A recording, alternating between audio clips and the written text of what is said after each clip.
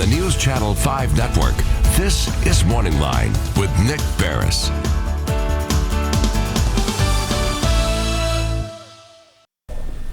Good morning, everyone. Thanks for joining us on MorningLine, and Nick Barris here with you on a Wednesday. And today is Wednesday, third day of the week, second day of the Senate impeachment trial of President Donald Trump. As we all know, the impeachment happened in the House of Representatives. Now it goes to the Senate side to follow through with how that goes. A long day yesterday into the very wee early morning hours. I was not watching it in the morning. I don't know, maybe you were. I think you really have to be someone who's fascinated and really engaged to stay with it the whole time. I did listen to some of it as it goes through the process. But what we're going to do this morning for you, if you are just joining this process, is try to go through where we stand after one day, where it goes, what it really all means.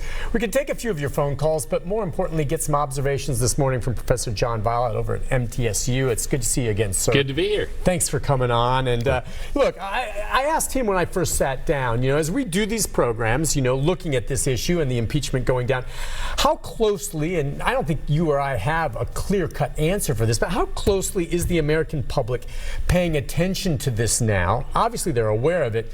And how does it compare with past impeachments, be it for Bill Clinton or Richard Nixon, in terms of the public attention for it? One thing that's noticeable if you go back to the Nixon impeachment is, of course, there had been hearings throughout the summer.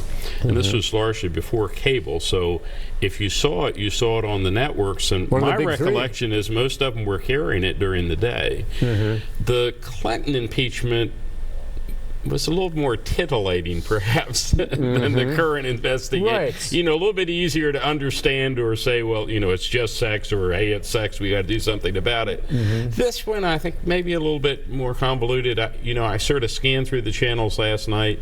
CNN was doing it full time. MSNBC was doing it full time.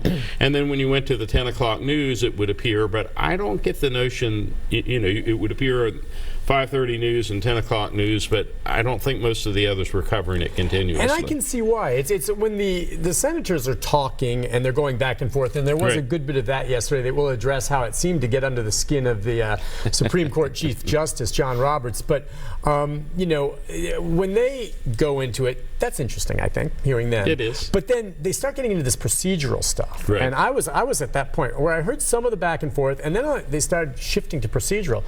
And it's just, I guess that's the nature of the Senate. It is. What was fascinating about it, though, is I think the Democrats were actually a little bit better prepared yesterday in terms of a strategy.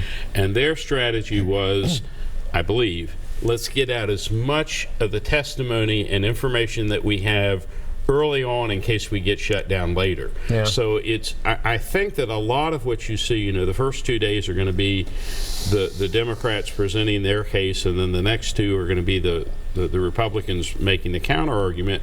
But in a sense, I think the Democrats got a head start last night. And I was sort of surprised, a little impressed by all the blurbs that they had from, quote President Trump, quote his chief of staff, quote John Bolton, and whatever.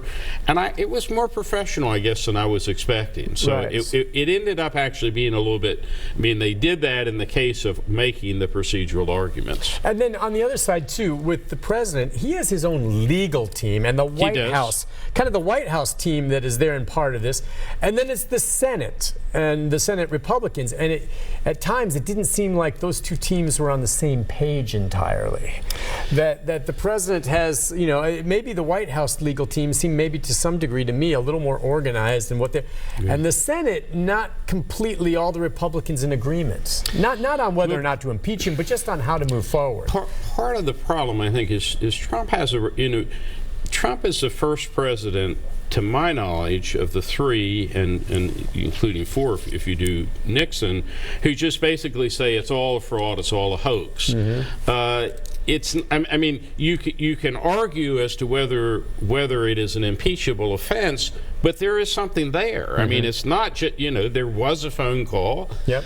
There was some interference. Again, I think this, and Trump's lawyers, I think, are telling Trump what he wants to hear. There's nothing here, go look over there. Yeah. And there is something there.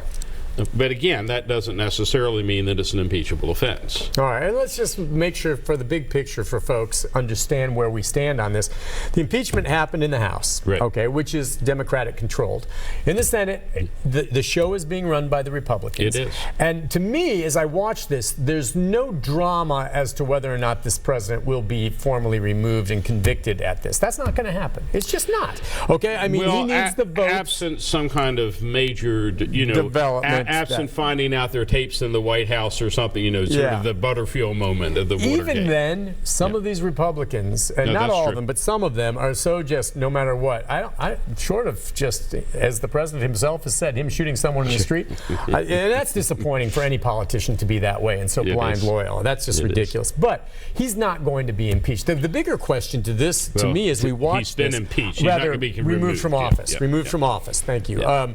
Is how what comes out of this may affect the electorate as it comes upon the presidential election. And that could go either way. I mean, that's what's so fascinating about this is, impeachment, it's a legal process, but as Alexander Hamilton, you can see my Federalist Papers is getting a little bit worn here, but he noted it's also a political process, not in a bad sense of we think of politics sometimes as sort of unseemly, but in the sense of you're exercising judgment about the conduct of a person in another branch of government. Right. Let's talk just a little bit about the give and take and the back and forth. We'll talk about the Supreme Court Justice, Chief Justice in a moment. But in terms of when this is going on, the Senate all the senators need to be in attendance, correct? I believe that's correct. I'm assuming if you're sick, you wouldn't have to be. Because this morning, I think Senator Schumer was calling out Tennessee Senator Blackburn, saying that she had left during some of the proceedings to go do a Fox interview, I think, a television interview of some type, and that she left, and then at some point came back, but left not during a break, but while the proceedings is what he's saying. And from the outside looking in, I'm trying to figure out, like, hey, after a while of listening to that, I'd want to leave too. But it's like, what is the policy, the procedure supposed to be? They're supposed to stay, are they not? Does he have a point? I believe so. And what's sort of interesting is you would have expected that maybe the people that would have left would have been the Democrats. Well, would have been Bernie Sanders or Klobuchar or some of the senators who are they're off the campaign trail in Iowa or New Hampshire or wherever, and you would think that they would be the ones, and that there's been some speculation as to how bad it will hurt them to be off the campaign trail for a week or two. But they all have to be there for this, right? They're supposed to be. I mean, that's what they were elected for. It's sort of like being, and again, Chief Justice Rehnquist last time didn't like the analogy is not completely accurate, but it's sort of like being on a jury. If you're there to determine somebody's guilt or innocence, you can't just wander off as the facts are being presented. Yeah, exactly. That's a great way to look at it. We do plenty of gavel-to-gavel trials here, and can you imagine a juror getting up in the middle of sometimes what is often very boring testimony? To just leave. That doesn't happen, and that's what Chuck Schumer was saying Marsha Blackburn did in this case. And now, is that, who knows? I mean, they're going to go back and forth, and they're going to pick and fire back and forth at each other, but you would think you would sit in there and stay there. Listen, we'll take a break. When we come back, we've got some calls, 737-7587. If you have a question about the procedure, obviously the professor is schooled in that, and if you have an observation to this point about how things are going, we'd love to hear from you. So the number there on the screen, we'll be back with more right after this.